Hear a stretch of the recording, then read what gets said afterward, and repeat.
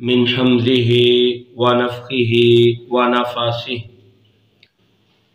بسم الله الرحمن الرحيم وكذب به قومك وهو الحق قل لست عليكم بوكيل وقال الله تعالى في مقام آخر ومن يكفر به من الأحزاب فالنار موعده فلا تك في مرية منه إنه الحق من ربك ولكن أكثر الناس لا يؤمنون صدق اللہ العظیم۔ اور وَكَذَّبَ بِهِ قَوْمُكَ وَهُوَ الْحَقُّ، اے محمد صلی اللہ علیہ وسلم، اس قوم نے اس قرآن کو جھٹلایا ہے، وَهُوَ الْحَقُّ، حالانکہ یہ اللہ کی طرف سے حق ہے۔ قُلْ لَسْتُ عَلَيْكُمْ بِوَكِيلٍ، قل آپ کہہ دیجئے میں تم پر نگران نہیں ہوں، بوکیل کوئی وکیل نہیں ہوں۔ امام ثعلبی فرماتے ہیں اس آیت مبارکہ کے اندر بھی کی ضمیر جو ہے وہ قرآن کی طرف ہے، وَكَذَّبَ بِهِ، یعنی جھٹلایا ان لوگوں نے بھی اس کو، یعنی قرآن مجید کو، مکہ والوں نے قرآن مجید کو جھٹلایا، اور نبی صلی اللہ علیہ وسلم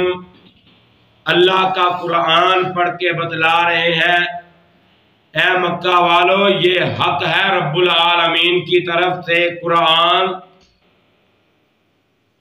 قُلْ لَسْتُ عَلَيْكُمْ بِوَكِيلٍ، کہہ دیجئے کہ میں تمہارے لیے تم پر کوئی نگران مسلط نہیں کیا گیا، بلکہ اللہ رب العزت نے نبی صلی اللہ علیہ وسلم کو ڈرانے والا اور خوشخبریاں سنانے والا، جہنم سے ڈرانے والا، قبر سے ڈرانے والا اور جنت کی بشارتیں سنانے کے لیے اللہ نے مبعوث کیا ہے۔ وَمَن يَكْفُرْ بِهِ مِنَ الْأَحْزَابِ فَالنَّارُ مَوْعِدُهُ، اور ان گروہوں میں سے جو کوئی اس کا انکار کرے تو اس انسان کا، اس گروہ کا ٹھکانہ جو ہے اللہ رب العزت نے جہنم کو رکھا ہے۔ فَلَا تَكُ فِي مِرْيَةٍ مِّنْهُ، اور اے نبی صلی اللہ علیہ وسلم آپ اس سے شک میں نہ پڑیں، شک نہ کریں، بے شک اِنَّهُ الْحَقُّ مِنْ رَبِّكَ وَلَكِنَّ أَكْثَرَ النَّاسِ لَا يُؤْمِنُونَ، یہ قرآن بے شک آپ کے رب کی طرف سے حق ہے، لیکن اکثر لوگ قرآن پر ایمان نہیں لاتے۔ قرآن کو حق مانتے بھی ہیں مکہ والے، لیکن قرآن پر ایمان نہیں لاتے۔ اس آیت مبارکہ کے اندر عام لوگوں کی طرف اشارہ ہے، کیونکہ نبی صلی اللہ علیہ وسلم قرآن کریم کے بارے میں شک کرنے والے سے معصوم اور محفوظ ہیں۔ یہ عام لوگوں کو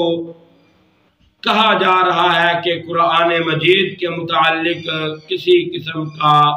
شک کے اندر مبتلا نہ ہو، یہ رب العالمین کی طرف سے قرآن نازل کردہ ہے، اللہ کا یہ قرآن جو ہے نبی صلی اللہ علیہ وسلم پر نازل کردہ کتاب ہے اور حق ہے، اس پر عمل کیجئے۔ الف لام میم تنزیل الکتاب لا ریب فیہ من رب العالمین۔ اللہ نے قرآن کے اندر قرآن کے بارے میں فرمایا الف لام میم اللہ اعلم بمرادہ۔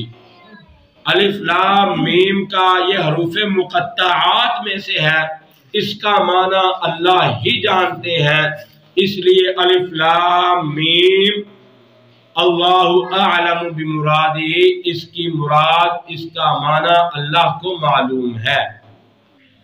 تنزیل الکتاب، اس میں کوئی شک نہیں کہ نزول اس کتاب کا یہ رب العالمین کی طرف سے نازل ہوئی ہے۔ لا ریب فیہ من رب العالمین، اور اس میں کسی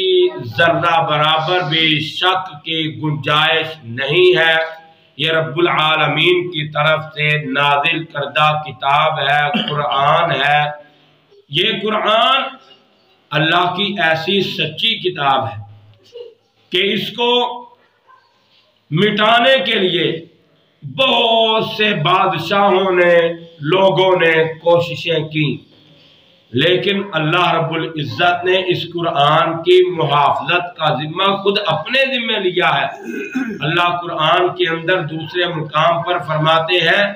اِنَّا نَحْنُ نَزَّلْنَا الذِّكْرَ وَإِنَّا لَهُ لَحَافِظُونَ، بے شک ہم اس قرآن کو نازل کرنے والے ہیں اور ہم ہی اس کی حفاظت کرنے والے ہیں۔ ایک بادشاہ کے زمانے کے اندر اس نے حکم جاری کیا کہ قرآن مجید جتنے بھی ہیں سب کو اکٹھا کیا جائے اور ان کو نعوذ باللہ جلا دیا جائے۔ بادشاہ کے حکم کی تکمیل ہوئی، سارے مساجد سے، گھروں سے، ہر جگہ سے قرآن مجید جمع کیے گئے اور ان کو جلا دیا گیا، نعوذ باللہ من ذالک۔ لیکن ایک دن اس بادشاہ کا سپاہی ایک مسجد کے پاس سے گزر رہا ہے، کیا دیکھتا ہے کہ مسجد کے پاس سے قرآن کے پڑھنے کی آواز آ رہی ہے۔ اس نے دیکھا اندر ہو کے ایک 10-12 سال کا بچہ ہے، حافظ قرآن ہے، آنکھوں سے نابینا ہے اور قرآن کی تلاوت کر رہا ہے۔ جب اس نے دیکھا اور دیکھ کے جا کے بادشاہ کو بتلایا، اے بادشاہ، تو یہ قرآن جو کتابی شکل کے اندر ہے، یہ اللہ کا نازل کردہ قرآن ہے، تو نے اس کو تو مٹا دیا، اس کو تو ختم کر دیا، لیکن اللہ نے جن مسلمانوں کے سینوں کے اندر قرآن محفوظ کر دیا ہے، ان کو کیسے مٹائے گا، ان کو کیسے ختم کرے گا؟ اس لیے یہ قرآن اللہ کی نازل کردہ کتاب ہے، اللہ کی طرف سے ہے، اس میں ایک ذرہ برابر بھی شک کی اللہ نے گنجائش نہیں چھوڑی، اس لیے اللہ خود ہی اس کی محافظت کرتے ہیں، اور اس کو پڑھنے والوں کے لیے اللہ رب العزت نے اجر و ثواب بھی بہت رکھا ہے۔ جو انسان کہتا ہے الف لام میم، یہ نبی صلی اللہ علیہ وسلم نے فرمایا الف حرف لام حرف و میم حرف۔ اے میرے صحابہ، میں یہ نہیں کہتا الف لام میم ایک حرف ہے، بلکہ الف علیحدہ حرف، لام علیحدہ اور میم علیحدہ حرف ہے۔ جو انسان الف لام میم کی تلاوت کرتا ہے، اللہ رب العزت اس کو 30 نیکیوں سے نوازتے ہیں، 30 نیکیاں اس کو عطا فرماتے ہیں، اور اللہ تو بڑے غفور الرحیم ہیں، بخشنے والے ہیں، اور نیکیاں بہت زیادہ اپنے بندوں کو عطا کرنے والے ہیں۔ 30 سے بھی زیادہ، 300، 3000، اور بغیر حساب و کتاب اللہ اجر دینے والے ہیں۔ اس لیے جتنا انسان کا خلوص ہوگا اتنا ہی زیادہ انسان کو اجر ملے گا۔ اللہ سے دعا ہے اللہ رب العزت ہمیں قرآن مجید کو پڑھنے کی، اس پر عمل پیرا ہونے کی اللہ ہم سب کو توفیق عطا فرمائے، اور اللہ اس قرآن کو ہمیں یاد کرنے کی بھی، چھوٹی چھوٹی صورتوں کو پڑھنے کی، ان کو یاد کرنے کی بھی توفیق عطا فرمائے۔ وآخر دعوانا الحمدللہ رب العالمین۔ بسم اللہ الرحمن الرحیم۔ الحمدللہ رب العالمین والعاقبۃ للمتقین والصلاۃ والسلام علی سید الانبیاء والمرسلین۔ یا رب لک الحمد کما ینبغی لجلال وجہک وعظیم سلطانک۔ اذہب الباس رب الناس واشف انت الشافی لا شفاء الا شفاؤک شفاء لا یغادر سقما۔ اللهم اشفنا فانک خیر الشافین، اللهم اشف مرضنا ومرضى المسلمین، اللهم ارزقنا فانک خیر الرازقین، اللهم اكفنا بحلالك عن حرامك واغننا بفضلك عمن سواك، اللهم اجرنا من النار، اللهم انك عفو کریم تحب العفو فاعف عنا۔ اے میرے اللہ ہم سب کے سارے گناہوں کو معاف فرما، اے میرے اللہ تیرے علاوہ کوئی معاف کرنے والا نہیں، اے میرے اللہ ہم سب کے سارے گناہوں کو معاف فرما، اے میرے اللہ تمام نمازیوں کے گناہوں کو معاف فرما، اے میرے اللہ ہمارے گناہوں کو نیکیوں کے اندر تبدیل فرما، جتنے بھی مسلمان پریشان حال پریشانیوں سے نجات عطا فرما، اے میرے اللہ جو بیمار ہیں ان کو شفاء عاجلہ کاملہ نصیب فرما، اے میرے اللہ مسجد کے اندر آنے والے تمام نمازیوں میں سے یا ان کے گھروں میں سے جو بھی گھر میں جہاں بھی بیمار ہے، اے میرے اللہ سب کو شفاء عاجلہ کاملہ نصیب فرما، اے میرے اللہ سب کو صحت و لمبی زندگی عطا فرما، جتنے بھی مسلمان بے روزگار ہیں ان کو روزگار عطا فرما، اے میرے اللہ جہاں جہاں بھی مسلمانوں پر کشمیر کے اندر، فلسطین کے اندر، برما کے اندر، جن جن علاقوں میں، ایران میں، جہاں جہاں بھی مسلمانوں پر ظلم ہو رہا ہے، میرے اللہ تمام ظالموں کو نیست و نابود فرما، مظلوم مسلمانوں کی حفاظت اور مدد فرما، اے میرے اللہ بچوں بوڑھوں کی، نوجوانوں کی حفاظت فرما، اے میرے اللہ تمام مسلم ممالک کی حفاظت فرما، اے میرے اللہ اسرائیل کو نیست و نابود فرما، اے میرے اللہ اس کے ساتھ تعاون کرنے والوں کو نیست و نابود فرما، اے میرے اللہ مسلمانوں کی حفاظت اور غیبی امداد فرما، اے میرے اللہ ہماری دنیا اور آخرت کو بہتر فرما، ہمارے فوت شدگان کی مغفرت فرما، میرے سمیت جن کے والدین، رشتہ دار، عزیز و اقارب جو بھی دنیا سے فوت ہو گیا، میرے اللہ سب کی مغفرت فرما، سب کے صغیرہ کبیرہ گناہوں کو معاف فرما، سب کی قبروں کو روضۃ من ریاض الجنہ بنا، اے میرے اللہ جن کے والدین فوت ہو ان کے اپنے والدین کے لیے صدقہ جاریہ بنا، اے میرے اللہ اولادوں کو نیک بنا، نیکیاں کرنے کی توفیق عطا فرما، اولادوں کو ہدایت نصیب فرما، اے میرے اللہ جن کو اولاد دی نیک صالح بنا، اے میرے اللہ جن کو اولاد نہیں دی ان کو نیک صالح نورینہ اولاد عطا فرما، اے میرے اللہ ہمیں نبی علیہ السلام سے ان کے ہاتھ سے حوض کوثر کا جام نصیب فرما، آپ کی شفاعت نصیب فرما،